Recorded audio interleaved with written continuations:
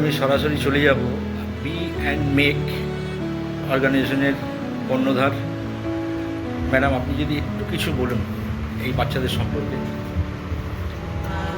আমরা সোলের কাছে খুবই কৃতজ্ঞ যে সোল আমাদের এই বাচ্চাদের সাথে আলাপ করিয়ে দিয়েছে। এখানে প্রায় 16-17টি বাচ্চা আনুন এবং সোল তাদের দায়িত্ব নিয়েছে। তারা স্কুলে পড়ে, কিন্তু স্কুলের পরে পড়াশোনার একটা গ্যাপ হচ্ছিল, সেখানে ডিএনএ ইন্টারভিউ করছে যে ওদেরকে আমরা প্রতিদিন সোম থেকে শুক্রবার স্কুলের পরে মূল যে সাবজেক্টগুলো আছে সেগুলোতে আমরা ওদেরকে একটা একাডেমিক সাপোর্ট দেবো এবং আমরা আশা করি জয়েন্টলি ওদের একটা উজ্জ্বল ভবিষ্যৎ তৈরি করতে পারবো। ধন্যবাদ।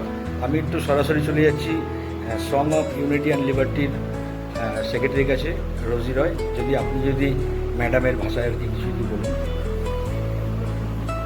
Make and B and make, এনাদের কাছে আমি কৃতজ্ঞ যে এই বাচ্চাগুলো স্কুলে যেত, কিন্তু স্কুলে পড়াশোনা তো সেভাবে হয় না। এখন গভর্নমেন্ট স্কুলে যেরকম পড়াশোনার হয়, তো আমি ভীষণ টেনশনেই ছিলাম যে এই বাচ্চাগুলো কী করে পড়াশোনা করবে, কীভাবে হবে।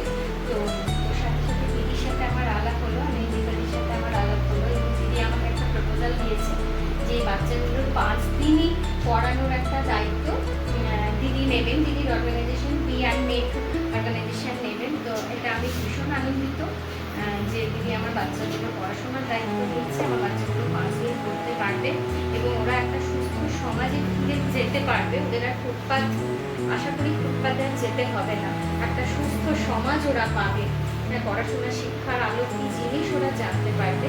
এতে আমরা দুজন একসাথে কাজ করতে পারবো, ভবিষ্যতে আরও কাজ করবো, আরও অনেক জায়গায় কাজ করার ইচ্ছে আছে আমাদের।